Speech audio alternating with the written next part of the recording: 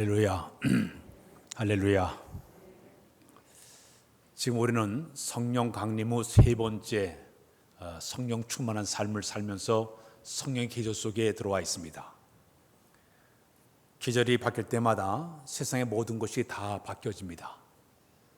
우리 사람들도 겨울철에는 이렇게 두꺼운 옷을 입고 이렇게 생활하다가 계절이 바뀌니까 반소매를 입고 아주 화려한 옷을 입으면서 우리가 살아가고 있습니다.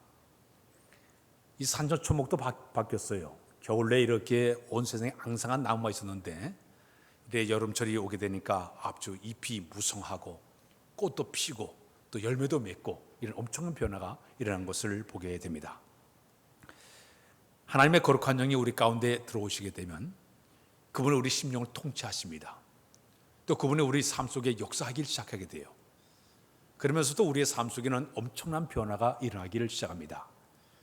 특히 하나님의 거룩한 영이 우리 마음을 강하게 지배하고 충만하게 되면 크게 나누면 세 가지의 삶의 큰 변화가 일어나게 됩니다. 첫 번째는 변화가 일어난다. 따라서 변화가 일어난다. 하나님의 거룩한 영이 우리 마음을 꽉 지배하게 되면 우리의 삶의 모든 가치관이 변화가 됩니다. 우리의 인생관이 바뀌어집니다. 우리의 삶의 목적이 바뀌어지게 됩니다. 내가 성령 충만하지 못할 때는 나 중심의 삶을 살았어요.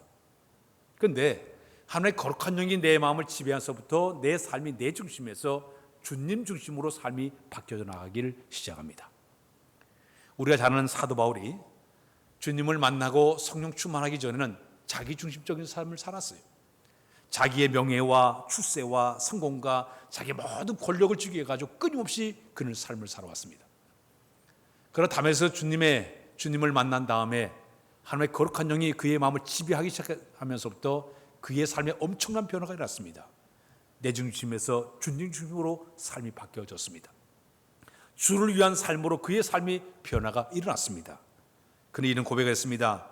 내가 살아도 주를 위해 살고 내가 죽어도 주를 위해 죽나니 나는 사나 죽으나 나는 주의 것이라. 온통 주님을 위해서 모든 삶을 바뀌어지는 그런 삶을 살았던 사람이 바로 사도 바울이었습니다. 오늘 우리가 하나님의 거룩한 영이 우리를 지배하시게 되면 이런 변화의 역사가 일어나게 될 줄로 믿습니다. 두 번째, 하나님의 거룩한 영이 우리 마음을 지배하게 되면 회복을 경험할 수가 있습니다. 오랫동안 병생에서 고생했던 사람들이 몸이 이제 점점 회복되게 되면 시들었던 사람이 다시 일어나서 걸을 수가 있고 생기를 얻을 수가 있게 되어 있습니다. 마찬가지로 하나님의 거룩한 성령께서 우리 가운데 강하게 임재하시고 우리의 은혜를 부어주시게 되면 우리의 신앙 자체가 생기를 얻게 됩니다. 활기가 있어져 버립니다. 예배의 삶이나 헌신이나 봉사나 충성이나 모든 면에서 열정을 가지고 적극적으로 하나님을 섬겨나가게 되는 것입니다. 왜냐? 하나님의 거룩한 영이 우리 가운데 부음받으니 영이 소생하니까 새로워지니까 이런 변화의 역사를 경험하게 될 줄로 믿습니다. 세 번째, 하나님의 거룩한 영이 우리를 지배하시게 되면 어떤 역사가 일어나냐? 치유의 역사가 나타나기를 시작합니다. 하나님과 나 사이 영적으로 이렇게 단절됐던 내가 하나님과 영적으로 연결이 되면서 그 하나님의 거룩한 영이 내 안에 들어오셔서 심령을 뜨겁게 역사하게 되면 내 속에 있는 더럽고 추악한 모든 죄악이 벗어나면서부터 영적으로 우리가 치유함의 역사를 경험하게 되는 것이에요. 옛날에는 내가 성령 충만이 못할 때는 이렇게 궤도를 이태해가지고 세상 속에 들어가 막 살던 나였습니다. 그러나 주의 영이 내 마음에 오면서부터는 세상 것을 딱 단절해버려요. 영적인 불구자들이 있어요. 한쪽 발은 저 세상에, 한쪽 발은 교회에다 이렇게 집어넣고 절룩절룩하면서 신앙생활하고 있어요. 세상이 좋으면 교회 발을 쑥 빼가지고 세상 속에 들어가서 막 살아요. 그래도 또 다 교회에다 이렇게 집어넣고 살다가 교회 생활이 즐거우면 또 세상 발을 쑥 꺼내가지고 교회 속에서 들어가는 영적인 절룩바지로 사는 사람들이 있습니다. 치유받아야 될 줄로 믿습니다. 온 발을 교회 안에 집어넣고 세상 속에서 내가 벗어나서 주님 위해 살아가는 그런 삶을 사는 것, 영적 질병이 치료받으면 가능한 줄로 믿습니다. 어떤 사람은 안질병이 신앙을 갖고 사는 사람이 있어요. 20년, 30년 예수를 믿었는데 불구하고 옛날 그대로 그 상태로 사는 사람이 있어요. 아주 걷지도 못하고 뛰지도 못하고 안질병이 신앙으로 저 밑바닥에 깔려가지고 그냥 사는 사람이 있어요. 그러나 주의 거룩한 영이 그 심령을 지배하게 되면 일어서서 뛰기도 하고 걷기도 하고 하나님을 찬양할 줄로 믿습니다. 안질병이 신앙을 고치는 것도 주의 영이 우리 가운데 오셔야만이 가능하게 된다는 얘기입니다. 어떤 사람은 영적으로 소경된 사람이 있어요. 영적인 신령한 세계를 바라보지도 못하고 영적으로 벙어리가 돼가지고 나가서 복음을 전하지도 못하는 영적인 벙어리들이 있습니다. 그러나 주의 영이 우리 가운데 강하게 임하시게 되면 입이 열려 우리가 주의 말씀을 선포한 자로 변화가 일어나고 눈을 들어 저 영적인 세계를 바라보도록 인도해 줄 줄로 믿습니다. 이 성령님이 우리 가운데 임하시게 되는 이런 변화의 역사, 회복의 역사, 치유의 역사를 우리가 경험하게 되는데, 특히 중요한 것은 하나님의 거룩한 영이 우리 가운데 오시면서 우리에게 놀라운 은혜의 역사가 나타나는데, 그것이 뭐냐? 우리가 모든 갖고 있는 지체, 손과 발과 모든 지체가 하나님의 거룩한 성령님의 도구로 쓰임받기를 시작하게 됩니다. 하나님께서 성경을 보게 되면 성령님을 통해서 우리에게 주시는 선물이 크게 나누면 두 가지가 있습니다. 첫 번째는 은혜를 우리에게 부어주시게 되죠. 이 은혜는 우리에게 구원의 은혜를 우리에게 허락해 주시고 우리에게 필요한, 우리 삶 속에 필요한 모든 필요한 것들을 채우시는 은혜의 삶을 살아가도록 인도하는 것이 첫 번째 주시는 선물이에요. 두 번째 선물이 있습니다. 믿음 안에 사는 자들에게, 성령 안에 사는 자들에게 주시는 것이 바로 은사를 우리에게 선물로 주십니다. 은사는 뭐냐? 영어로 얘기하면 탤런트라고 얘기하고 싶어요. 헬라말은 카스마타라는 것은 재능을 우리에게 선물로 주시게 됩니다. 그래서 각자에게 신령한 이 은사를 우리에게 선물로 주셔서 이 땅에 살면서 신앙과 믿음으로 살아가도록 우리의 삶을 그분이 인도하게 되는데, 근데 은사는 어떤 모습인가 하면 푸뉴마코티라는 말이 신령한 영적인 것이에요. 자연적인 능력이 아니라 하나님께서 우리 공급하신 신령한 힘이 우리 가운데 주어지게 되는 것이에요.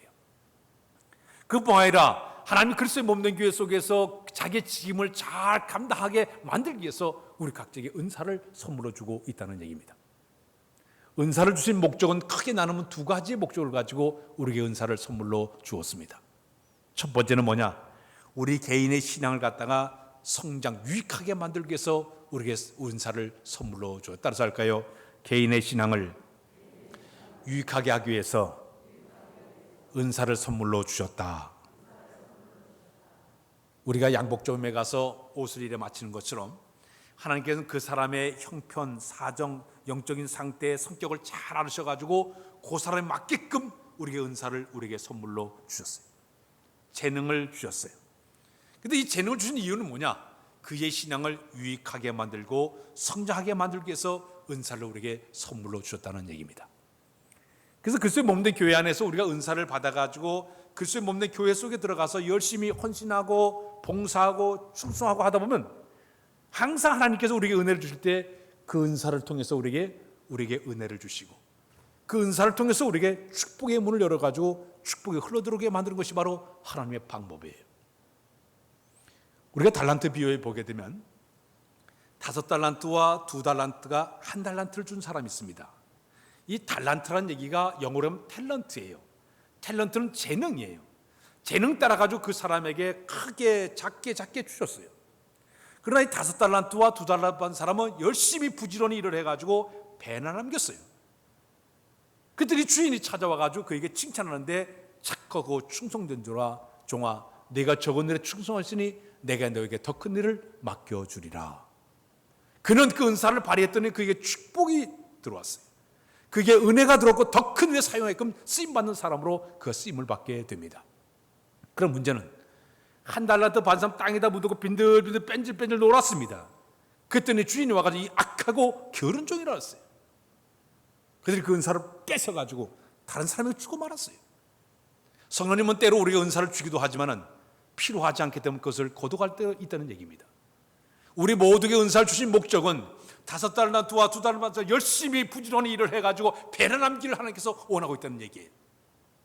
그러나 그걸 땅에다 묻어놓고 뺀질뺀질하고 빈둥빈둥 놀게 되면 이 악하고 게으른 종이 될 수밖에 없고 은사만 뺏기는 안타까운 일이 벌어지게 된다는 얘기입니다. 우리가 은사를 주신 목적은 내 신앙을 아름답게 잘 자라나고 신앙의 유익함을 위해서 우리가 은사를 첫 번째 선물로 주셨습니다. 두 번째, 우리가 은사를 주신 두 번째 목적이 있습니다. 그리스도의 몸된 교회를 성장하게 만들기 위해서 우리에게 은사를 선물로 주었습니다. 우리 교회는 많은 사람들이 필요해요. 곳곳마다 여러 사람들을 세워가지고 글쎄 몸는 길을 세워가도록 하나님께서 그들에게 은사를 선물로 주셨습니다. 우리 교회를 지을 때 제가 이래 보니까 여러 사람들이 와가지고 이렇게 집을 지어나간 걸 봤습니다. 벽돌을 쌓는 사람 보니까 어떤 사람은 벽돌을 쌓는 사람이 있어요. 그 다음에 벽돌을 쌓고 나니까 어떤 사람은 그 사이에 와가지고 매질을 집어넣는 사람이 있어요. 유리창 틀을 만든 사람이 있고, 그 다음에 어떤 사람은 와가지고 유리창을 다는 사람이 있어요. 색을 칠하는 사람이 있고, 그리고 와가지고 미장하는 사람이 있고, 모든 사람이 들어와가지고 각자 기능 따라가지고 이 교회를 이렇게 만드는 모습을 보았습니다. 마찬가지로 하나님께서는 이 땅에 하나님의 교회의 모든 성도들 가운데 어떤 사람은 이런 은사를 선물로 줬습니다. 반주하는 사람을 세웠습니다. 더 찬양하는 사람을 세웠습니다. 지금 이 시간에 각 부서에서 지금 가르치는 교사들을 세워가지고 글쎄 몸되게 세우게 그들을 만들었습니다. 저 밑에서 안내원으로, 헌금위원으로, 또는 열심히 전도하는 것으로, 구제하는 것으로, 열심히 봉사하는 여러 모양으로 세워가지고 글쎄 몸되게 세워가는 것이 바로 하나님의 방법이에요. 오늘 이 땅에서 살아가면서 나에게 주는 은사가 무엇인가 잘 깨달아서 은사대로 주의 구석구석에서 열정 가지고 은사를 발휘하게 되면 우리 교회는 아름답게 부흥하고 성장을 하게 될 줄로 믿습니다. 그런데 우리 하나님은 이 은사를 주신 것이 우리 교회만 세우라고 주신 것이 아니에요. 우리가 은사를 막 발휘하게 되면 이 인류 역사 가운데도 위대한 인물로 쓰임받을 수가 있습니다. 세계 역사 가운데도 위대한 인물로 쓰임을 받을 수가 있습니다. 여러분들 아프리카 람바네네 지역에 들어가서 열심히 하나님의 사랑을 증거한 슈마이처라는 사람이 있습니다. 이 사람은 아주 의사예요. 사람들의 병을 잘 고치는 의술을 그가 가졌습니다. 거기다가 이 파이프 올겐을 너무너무 잘 치는 음악 연주가였습니다. 철학을 공부해서 박사님이었습니다. 신학을 공부해서 박사님이었어요. 근데 이분이 30살까지 그 모든 걸 다 준비해 놓고 30살이 되었을 때 하나님, 내가 이 가지고 있는 모든 이 아름다운 은사를 어떻게 사용할까요? 하고 기도하면서 지나고 있었습니다. 그런데 어느 날 자기 집에 편지 하나가 왔어요. 그 편지를 뜯어보니까 저 파리 전도협회에서 보낸 쪽지였습니다. 그 내용에 보니까 아프리카 그 가봉 지역에서 선교사를 필요로 하고 있다는 그 글을 보게 됐습니다. 그 순간 자기 마음속에 뜨거움이 있어. 아하, 하나님께서 나를 그곳에 보내시는가 보다. 마침내 순종하는 마음으로 그가 그 가봉, 아프리카 라바네제 가봉 지역에 들어가서 사랑을 이제 실천하면서 열심히 병원을 세우고 원주민들을 치료하면서 열심히 그가 거기서 헌신적으로 일을 하게 됩니다. 마침내 그가 갖고 있는 사랑의 은사를 실천함을 통해 가지고 그 어둠 그 정글 지역에, 그 흑인 지역에 밀림의 성자로 크게 쓰임 받아서 1952년도에 그는 노벨 평화상을 받게 됩니다. 그는 완전히 그의 생애가 하나님의 사랑을 완전히 실천한 위대한 사람 쓰임받는 이런 사람으로 그가 쓰임을 받게 됩니다. 또 한 사람을 소개하고 싶습니다. 저 인도의 캘커터 지역의 빈민굴에 들어가서 가난한 사람들이 우울대는 그곳에 가서 그의 사랑을 실천한 저 데레사라는 수녀가 있습니다.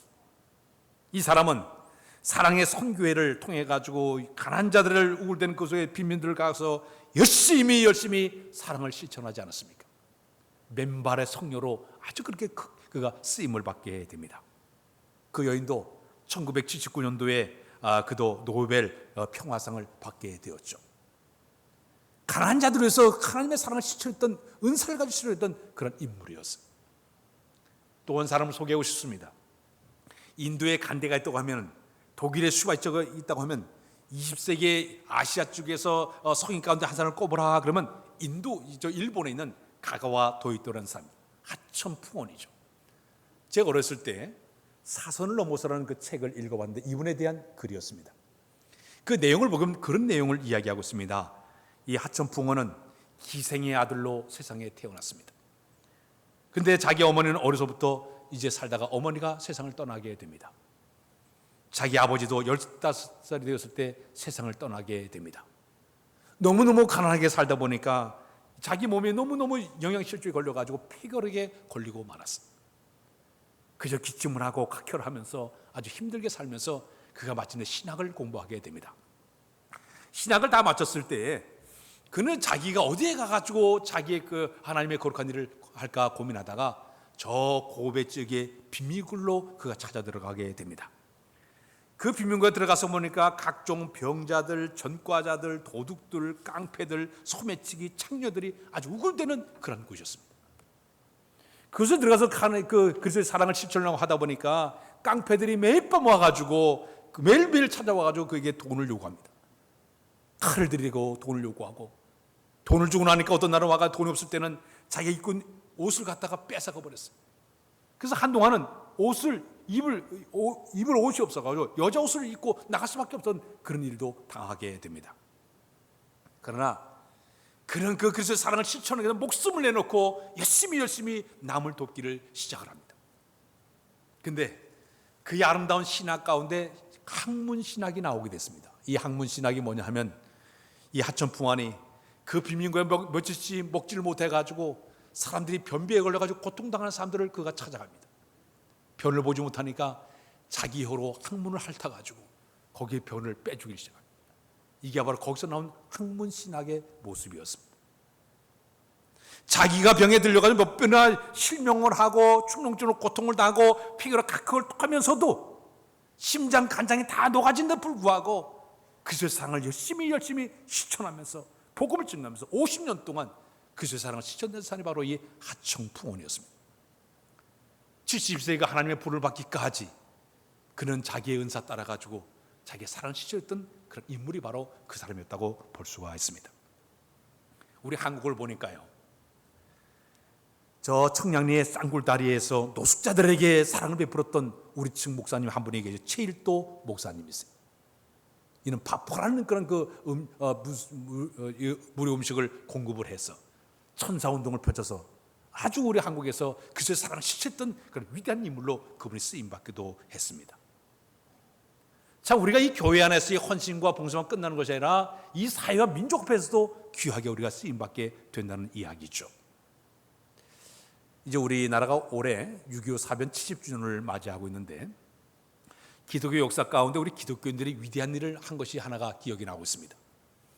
1950년 6월 25일 우리나라 전쟁이 일어나서 이제 40일 만에 우리나라가 쫙 쫓겨나가지고 저 낙동강 이남인 대구와 부산과 마산 외에 전 지역이 완전히 북한 공산주의가 다 이제 이 나라를 다 점령하고 말았습니다. 이제 대한민국이 낙동강 방어선만 뚫리게 되면 이 지구에서 영원히 이 나라가 사라질 수밖에 없는 절체절명의 위기 가운데 빠지고 말았습니다. 그때 이 한국교회가 그 당시에 전부 기독교인들이 부산에 있는 초량교회, 항석교회, 광복교회, 부산의 구덕운동장, 해운대 백사장에 여러 장소에 모여가지고 그들이 하나님께 눈물 뿌려 기도하기를 시작을 했습니다. 하나님, 이 나라를 구해달라고, 이 바람에 촛불간 이 나라를 구해달라고 기독교인들이 눈물 뿌려 그들이 기도하기를 시작을 했습니다. 근데 그 당시 이 초량교회에 전국에서 피난온 250명의 목회자와 장로들이 함께 모였습니다. 그들이 8월 말서부터 9월 중순까지 그 좁은 공간에 모여가지고 이 나라의 국난 극복을 위해가지고 구국 기도를 하는데, 첫 주간은 한 주간 동안 그들이 회개 기도를 하기 시작했습니다. 간절히 하나님께 부르짖고, 하나님, 회개하기도, 하나님, 우리가 신사참배를 통해서 우상숭배한 죄를 용서해달라고 눈물을 흘리면서 그들이 기도하기를 시작을 했습니다. 하나님, 양떼를 버려두고 먼저 도망 나온 이 비겁한 마음을 용서해달라고 그들이 눈물을 흘리면서 회개하면서 기도를 했습니다. 콧물을 흘리면서 마룻바닥에 눈물이 칵칵 찰 정도로 눈물을 흘리면서 기도하니까 일주일 동안 그들이 기도할 때 놀라운 역사가 일어나기를 시작을 했습니다. 인간의 어떠한 그 역사로 성공 확률이 5천분의 1이라고 얘기합니다. 저 UN 안전보장 이사회에서 회의를 했어요. 지금 한국 위기 가운데 빠진 이 나라를 살려야 되겠다고 그래가지고 안전보장 이사를 다 모두 사람들 이제 거기서 그 사람들이 찬성해야만이 이 나라에 이제 그 유엔군을 보내게 되는데, 여기 있는 그 소련 나라가 반대하는 거예요. 최종 결정하는 날 모여가지고 회의를 하려는데, 이 소련에 있는 그 대사가 오는데 차가 고장이 나가지고 참석을 하지 못했어요. 마침내 거기서 타결을 봐가지고 16개국의 사람들이 인천의 상륙작전을 통해 가지고 기도가 끝난 일주일 만에 저 인천 상륙을 통해 가지고 그날 9월 29일 낮에 12시에 서울을 되찾는 이런 엄청난 일이 벌어지게 되었습니다.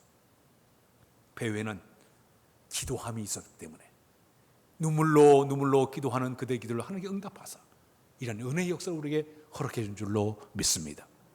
이 시대를 살아가면서 우리가 하나님 앞에 귀한 일을 감당하는 우리의 모습은 물론 교회 안에서 귀한 일을 감당할 수도 있는 방법이 있겠지만 이 나라와 민족을 위해서 우리들이 귀하게 쓰임받을 수가 있습니다. 그래서 사랑을 가슴에 품고 하나님의 능력을 그대로 소유하면서 주 앞에 기도하고 믿음으로 나가는 이 모든 것을 주님은 귀하게 보시고 이런 놀라운 은혜를 우리가 허락해 줄 줄로 믿습니다. 성경을 보게 되면 은사가 곳곳에 들어가 있습니다. 총 은사를 보게 되면 28가지의 은사가 들어가 있습니다. 고린도서 12장 12절로 17절까지 은사가 들어가 있고 에베소 4장 4절로 10절 사이에 은사가 좀 들어가 있고 또 로마서 12장에 보게 되면 은사가 들어가 있어서 총 합치게 되면 한 28가지 은사가 들어가 있습니다.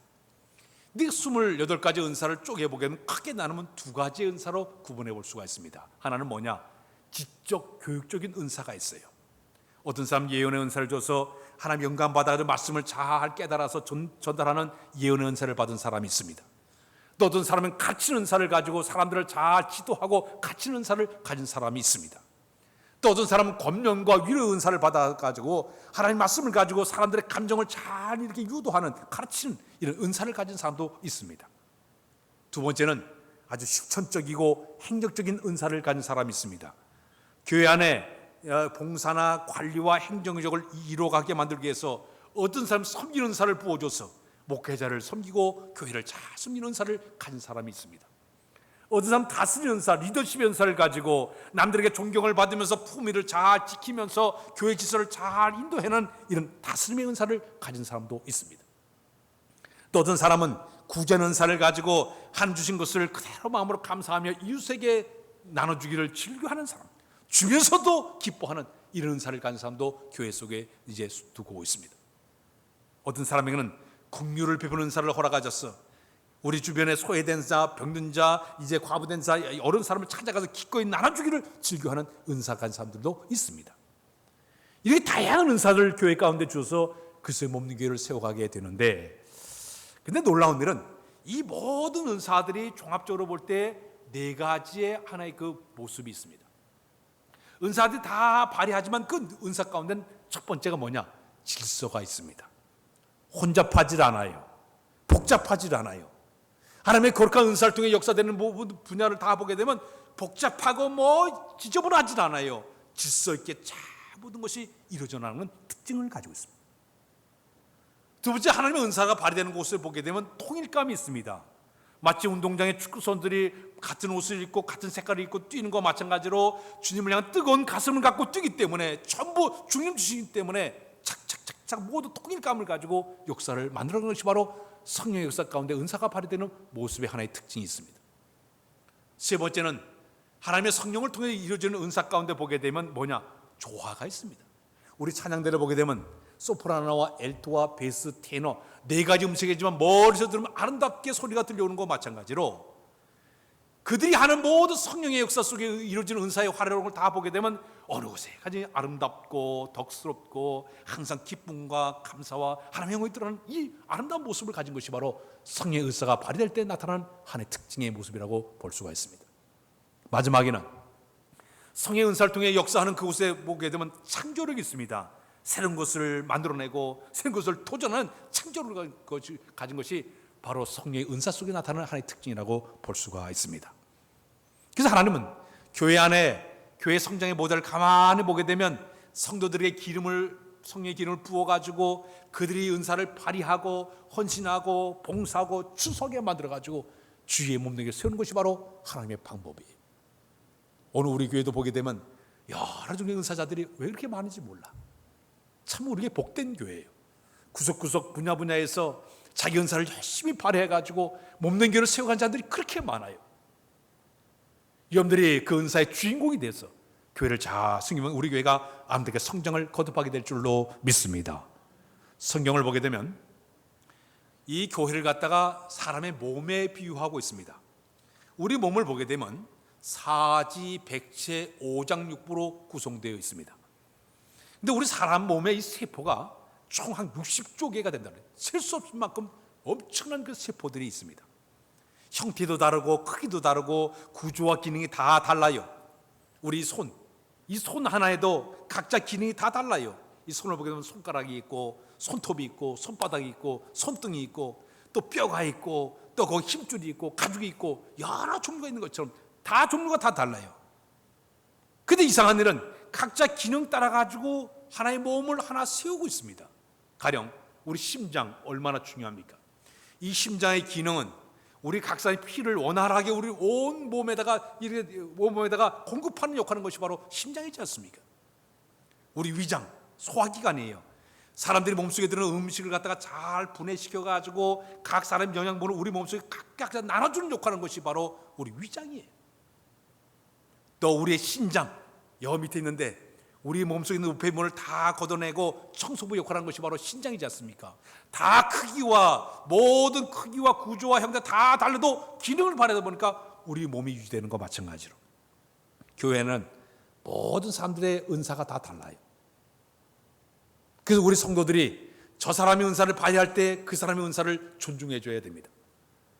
이분의 은사가 너무나 아름답구나, 그 사람 때문에 교회가 세워져 있구나, 그의 은사를 아름답게 보고 그의 은사를 함께 합력해가지고 아름답게 만들어 나갈 때마다 주의 교회는 아름답게 성장하는 역사를 경험하게 될 줄로 믿습니다. 하나만 얘기 끝을 맺으려고 해요. 송명이라는 시인이 있습니다. 이분은 태어날 때 의사가 잘못해가지고 아기의 뇌를 이 집게로 잘못 건드려가지고 이 소뇌를 다치는 바람에 이분이 이제 뇌성마비 환자가 되었어요. 온몸을 제대로 가누지 못하는 뇌성마비 환자가 되고 말았어요. 10살이 넘으면서부터 자기 엄마를 원망하기 시작했습니다. 이제 절망과 좌절에 빠지고 자살을 기도할 정도로 그렇게 절망 가운데 빠지고 말았습니다. 16살이 되었을 때 그가 성경을 읽다가 영적인 주님과의 진정한 만남을 갖게 됩니다. 이 여인은 마침내 하나님 그에게 주신 문학적인 재능을 가지고 시를 쓰기를 시작했습니다. 그 시를 써내가지고 그의 영혼의 고백이 시집이 벌써 3권이 나왔습니다. 또 말을 잘 하지 못한 뇌성마비 환자임에도 불구하고 미국, 일본, 대만, 유럽 사방 교도소 다니면서 1600번 동안 강연하면서 간증하면서 그분이 다니기를 시작했습니다. 그분의 시 가운데 노랫말이 나온 게 하나가 있어서 이 시간 우리 함께 불러볼까요? 나 가진 재물 없으나. 우리 한번 불러봅시다. 아신 분들은 함께 불러보겠습니다.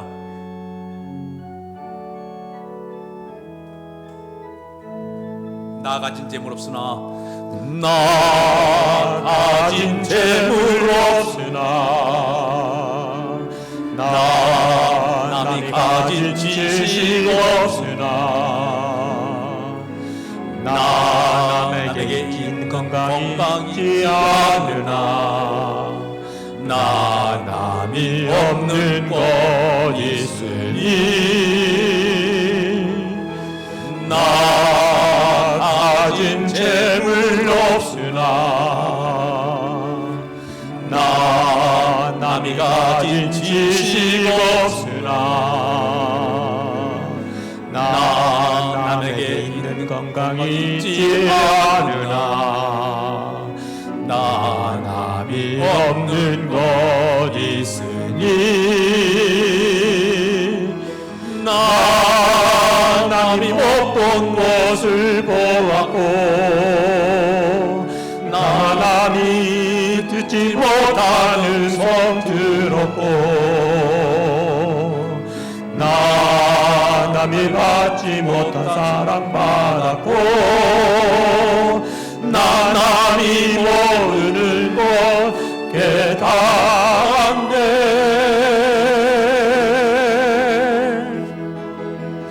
공평하신 하나님이 나 남이 가진 건 나 없지만, 공평하신 하나님이 나 남이 없는 것 갖게 하셨네. 후렴 가운데 보게 되면 공평하신 하나님이 나 남이 가진 건 나 없지만 공평하신 하나님이 나 남이 없는 것 갖게 하셨네. 이 뇌성마비 환자는 다른 사람이 갖지 못할 것을 많이 못 가졌어요. 그런데도 하나님은 그를 통해 가지고 모든 사람을 감동 주고 위대한 역사를 만들어 가지 않았습니까? 오늘 교회 내 여러분들이 교회를 섬겨 나가면서 자기가 가진 소중한 은사를 빨리 발견해야 됩니다. 발견해서는 그걸 자극대화 시켜가지고 글쎄 없는 교회를 해서 그 아름다운 은사를 발휘해야 됩니다. 그래야 은혜를 받을 수 있고 복을 받을 수가 있어요. 그 은사를 통해 주의 교회가 아름답게 세워질 수가 있습니다. 그러나 반대로 은사는 발견했으나 땅에 묻어둔 한 달러 같은 사람이 되면 안 됩니다. 이 성령의 계절에 저놈들이 내 은사를 빨리 발견하고 개발해서 글쎄 없는 교회 아름답게 섬겨나가서 교회도 발전하고 날마다 은혜의 삶, 풍성한 삶이 계속 이어진 여러분들 다 되시길 주님의 이름으로 부탁드립니다. 기도합니다. 하나님, 이 성령의 계절에 우리에게 은사를 선물로 준 것을 발견하도록 인도하여 주옵소서. 주위에 몸는 결자 섬겨나가도 은총도 해주시기만을 원하고도 바랍니다. 은사가 발휘돼야만 은혜를 받게 되고 복을 받게 될 줄로 믿사오니 이 그런 것을 잘 깨달아 주 앞에 귀하게 쓰임받을 만한 우리 모두로 삼아 인도하여 주옵소서. 믿사오며 예수 그리스도의 이름으로 기도하옵나이다. 아멘.